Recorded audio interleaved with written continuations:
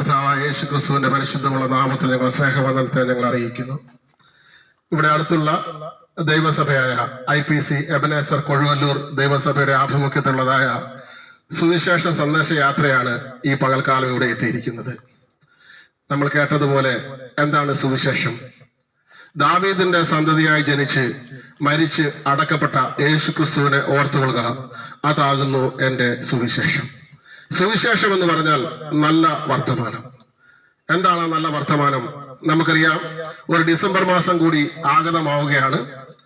ലോകം കർത്താവായ യേശു ക്രിസ്തുവിന്റെ ജനന തിരുനാളിനെ ആഘോഷിക്കുന്ന ഒരു സമയമാണിത്.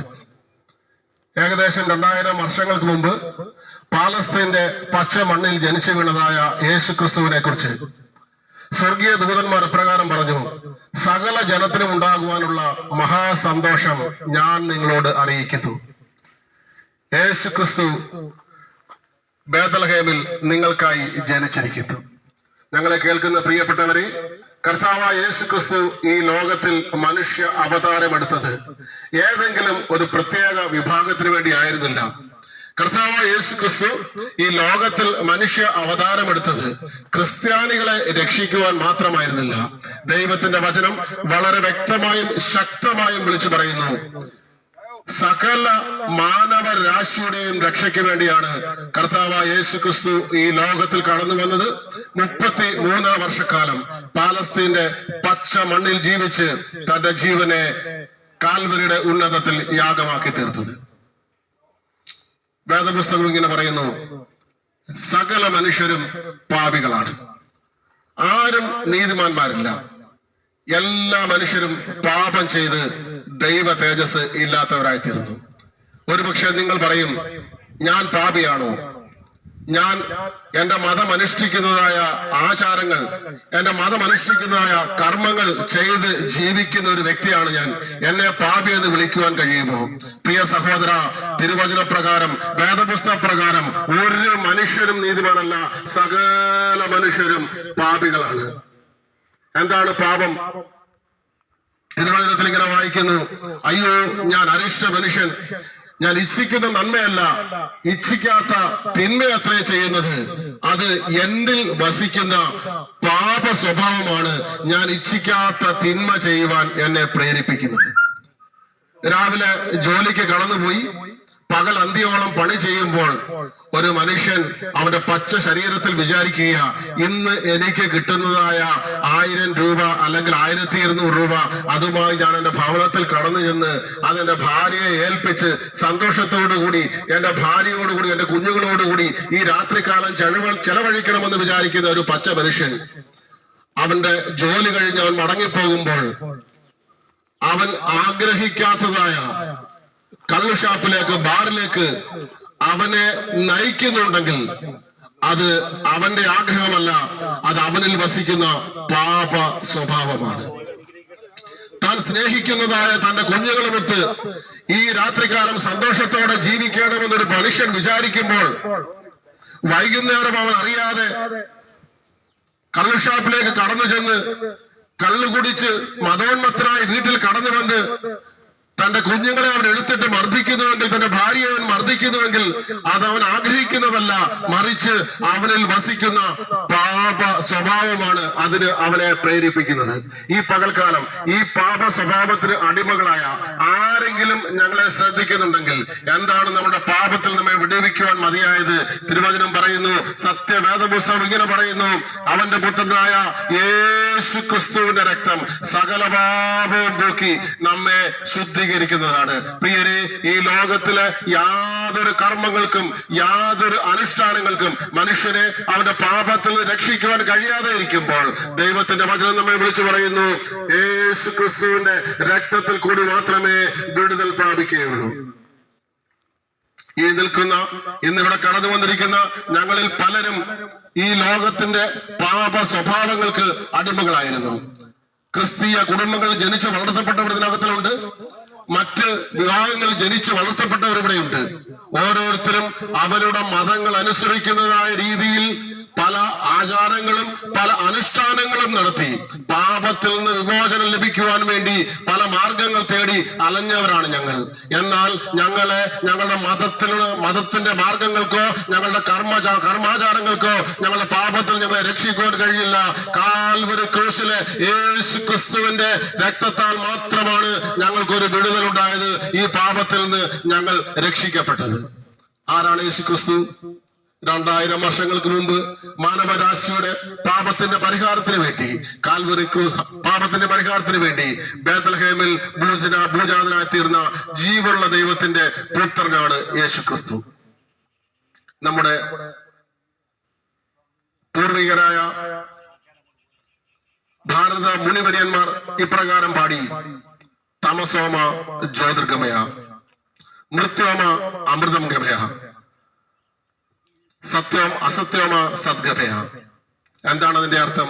അവർ പ്രാർത്ഥിച്ചു, വർഷങ്ങളോളം അവർ പ്രാർത്ഥിച്ചു, തമസോമ ജ്യോതിർഗമയ, തമസിൽ നിന്ന്, അന്ധകാരത്തിൽ നിന്ന്, ഇരുട്ടിൽ നിന്ന് ഞങ്ങളെ വെളിച്ചത്തിലേക്ക് നയിക്കണമേ. അവർ ദീർഘനാളായുള്ള പ്രാർത്ഥനയായിരുന്നു. അത് തന്നെയുമല്ല, അവർ വീണ്ടും പാടി മൃത്യോമ അമൃതം ഗമയ, മരണത്തിൽ നിന്ന്, ഈ മരിക്കുന്ന ശരീരത്തിൽ നിന്ന് ഞങ്ങളെ ജീവനിലേക്ക് നയിക്കണമേ. വീണ്ടും അവർ പാടി അസത്യോമ സദ്ഗമയ, അസത്യത്തിൽ ഞങ്ങളെ സത്യത്തിലേക്ക് നയിക്കണമേ. ഈ 3 എണ്ണത്തിനും ഉത്തരം നൽകിക്കൊണ്ട് ജീവനുള്ള ദൈവത്തിന്റെ പുത്രനായ യേശു ക്രിസ്തു 2000 വർഷങ്ങൾക്ക് മുമ്പ് ബേത്ലഹേമിൽ ഭൂജാതനായി. അവൻ വിളിച്ചു പറയുന്നു, ഞാൻ തന്നെ വഴിയും സത്യവും ജീവനുമാകുന്നു. ലാസറിന്റെ കല്ലറയ്ക്കൽ നിന്നുകൊണ്ട് അവൻ ഇപ്രകാരം വിളിച്ചു പറഞ്ഞു, എന്നിൽ വിശ്വസിക്കുന്നവൻ മരിച്ചാലും ജീവിക്കും, കാരണം ഞാൻ പുനരുത്ഥാനവും ജീവനുമാകുന്നു. എന്നെ കേൾക്കുന്ന പ്രിയരെ, ലോകത്തിൽ ഒരു മത നേതാക്കന്മാരും ലോകത്തിൽ ഒരു രാഷ്ട്രീയ നേതാക്കന്മാരും ഇങ്ങനെ അവകാശപ്പെട്ടിട്ടില്ല, എന്നിൽ വിശ്വസിക്കുന്നവൻ മരിച്ചാലും ജീവിക്കുമെന്ന് ലോകത്തിൽ ഒരു മത നേതാക്കന്മാർക്കും അവകാശപ്പെടുവാൻ കഴിഞ്ഞിട്ടില്ല. അങ്ങനെയെങ്കിൽ ഈ പകൽക്കാലം ഞങ്ങൾ പ്രസംഗിക്കുന്ന യേശു ക്രിസ്തുവിന് നിങ്ങളുടെ വിഷയം എന്തുമാകട്ടെ, നിങ്ങളുടെ ഹല്ലേലൂയ പ്രയാസങ്ങൾ, നിങ്ങളുടെ പ്രശ്നങ്ങൾ എന്തുമാകട്ടെ, അതിൽ നിന്ന് നിങ്ങളെ വിടുവിക്കുവാൻ യേശുവിന് കഴിയും.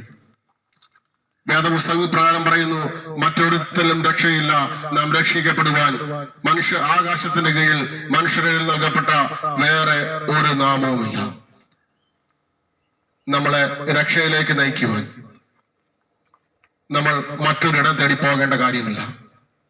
നമ്മെ രക്ഷിക്കപ്പെടുവാൻ നമ്മൾ കർമ്മങ്ങൾ ചെയ്യേണ്ട കാര്യങ്ങളില്ല. രക്ഷിക്കപ്പെടുവാൻ നമ്മൾ പൈസ ചെലവാക്കേണ്ട കാര്യമില്ല. റോമർക്ക് ലേഖനം 10-ാം അധ്യായത്തിൽ ഇങ്ങനെ പറയുന്നു, യേശുവിനെ കർത്താവെന്ന് വായുകൊണ്ട് ഏറ്റു പറയുകയും ദൈവം അവനെ മരിച്ചവരിൽ നിന്ന് ഉയർത്തെഴുന്നേൽപ്പിച്ചു എന്ന് ഹൃദയം കൊണ്ട് വിശ്വസിക്കുകയും ചെയ്താൽ നീ രക്ഷിക്കപ്പെടും. പ്രിയ സ്നേഹിതരെ, പ്രിയ ദേശനിവാസികളെ, ഈ പകൽക്കാലം യേശു ക്രിസ്തുവിൽ കൂടിയുള്ള ഒരു രക്ഷ നിങ്ങൾ ആഗ്രഹിക്കുന്നുവെങ്കിൽ നിങ്ങൾ നിങ്ങളുടെ ഭവനം വിട്ട്, നിങ്ങൾ ഇരിക്കുന്ന ഇടം വിട്ട് നിങ്ങൾ മറ്റൊരിടത്തേക്ക് പോകേണ്ട കാര്യമില്ല. നിങ്ങൾ മറ്റൊരു ഹല്ലേലൂയ പ്രവൃത്തി ചെയ്യേണ്ട കാര്യമില്ല. നിങ്ങൾ ഇരിക്കുന്ന ഇടത്തിരുന്നു കൊണ്ട് നിങ്ങളുടെ ഹൃദയത്തിൽ ഇപ്രകാരം നിങ്ങൾ പ്രാർത്ഥിക്കുമ്പോൾ, കർത്താവേ, ഞാനൊരു പാപിയായ മനുഷ്യനാണ്. കഴിഞ്ഞ കാലങ്ങളിൽ രക്ഷയ്ക്ക് വേണ്ടി ഞാൻ പല മാർഗങ്ങൾ തേടി. കഴിഞ്ഞ കാലങ്ങളിൽ രക്ഷയ്ക്ക് വേണ്ടി ഞാൻ പലവിധമായ ആചാര അനുഷ്ഠാനങ്ങൾ നടത്തി. എന്നാൽ ലോകത്തിൽ ഒന്നിനും എന്നെ രക്ഷിക്കുവാൻ കഴിയില്ല. ഈ പകൽക്കാലം ഞാൻ വിശ്വസിക്കുന്നു, നീ ജീവനുള്ള ദൈവത്തിന്റെ പുത്രനായ ക്രിസ്തു ആകുന്നു. എന്റെ ഹൃദയത്തിലേക്കൊന്ന് കടന്നു വരണമേ, എന്റെ ഭവനത്തിലേക്കൊന്ന് കടന്നു വരണമേ. ഈ പകൽക്കാലം ആരും മനസ്സൊരുക്കി പ്രാർത്ഥിക്കുന്നുവോ, നിങ്ങളുടെ ഹൃദയങ്ങളിലേക്ക്, നിങ്ങളുടെ ഭവനങ്ങളിലേക്ക് കടന്നു വരുവാൻ ഈ യേശു തയ്യാറാണ്. ഹല്ലേലൂയ. ദേവനും പറയുന്നു, ഞാൻ വാതിൽക്കൽ നിന്ന് മുട്ടുന്നു, ആരെങ്കിലും എന്റെ ശബ്ദം കേട്ട് വാതിൽ തുറന്നാൽ ഞാൻ അവന്റെ അടുക്കൽ ചെന്ന് അവനോടും അവൻ എന്നോടും കൂടെ അത്താഴം കഴിക്കും. ഈ പകൽക്കാലം യേശു നിന്റെ വാതിൽക്കൽ മുട്ടുകയാ. ഹല്ലേലൂയ. യേശു നിന്റെ ഹൃദയമാകുന്ന കവാടത്തിൽ നിന്ന് മുട്ടുകയാ. ഹല്ലേലൂയ. നീ ഒരു കാര്യം മാത്രം ചെയ്താൽ മതി, ആ ഹൃദയത്തെ യേശുവിന് വേണ്ടി തുറന്നാൽ, ഹല്ലേലൂയ, ഈ പകൽക്കാലം യേശു നിന്റെ വീട്ടിൽ കടന്നു വരും. യേശു നിന്റെ ജീവിതത്തിൽ കടന്നു വരും. നിന്റെ ജീവിതത്തിലെ പ്രശ്നങ്ങൾക്ക്, നിന്റെ ജീവിതത്തിലെ ഹല്ലേലൂയ രോഗങ്ങൾക്ക്, ഹല്ലേലൂയ നിന്റെ മക്കളുടെ ഹല്ലേലൂയ ഭാവി സംബന്ധമായ വിഷയത്തെ ഓർത്ത് ഈ പകൽക്കാലം നിങ്ങൾ കരയുകയാണോ? നിങ്ങളുടെ കുഞ്ഞുങ്ങളെ ഓർത്ത് നിങ്ങൾ മനസ്സിടുകയാണോ? നിങ്ങളുടെ ഭർത്താവിനെ ഓർത്ത്, നിങ്ങളുടെ ഭർത്താവിന്റെ മദ്യപാനത്തെ ഓർത്ത് നിങ്ങൾ ഭാരപ്പെടുന്ന വ്യക്തിയാണോ? നിങ്ങളുടെ ഭാര്യയ്ക്ക് വേണ്ടി നിങ്ങൾ ഹല്ലേലൂയ അവരുടെ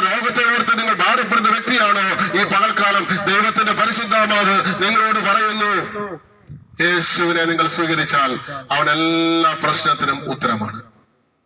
പ്രിയരെ, ഈ ദേശത്തോട് ദൈവത്തിന് പറയുവാനുള്ളതായ സന്ദേശം ഇതാണ്: മറ്റൊരുത്തരിലും രക്ഷയില്ല. രക്ഷിക്കപ്പെടുവാൻ ആകാശത്തിന്റെ കീഴിൽ മനുഷ്യരിൽ നൽകപ്പെട്ട വേറെ ഒരു നാമം ഇല്ലവേ ഇല്ല. ആ നാമവുമായാണ് ഞങ്ങൾ ഇവിടെ കടന്നു വന്നിരിക്കുന്നത്. ഇത്രയും നേരം ഞങ്ങളെ ശ്രദ്ധിച്ച എല്ലാ ദേശനിവാസികൾക്കും ഞങ്ങളുടെ നന്ദി അറിയിക്കുന്നു. ഈ ദേശത്തെ ദൈവം അനുഗ്രഹിക്കട്ടെ, ഈ ദേശനിവാസികളെ ദൈവം അനുഗ്രഹിക്കട്ടെ. ഒരിക്കൽ കൂടി എല്ലാ നന്ദിയും അറിയിച്ചുകൊണ്ട് നിർത്തുന്നു. ദൈവം നമ്മെ ധാരാളമായി അനുഗ്രഹിക്കട്ടെ.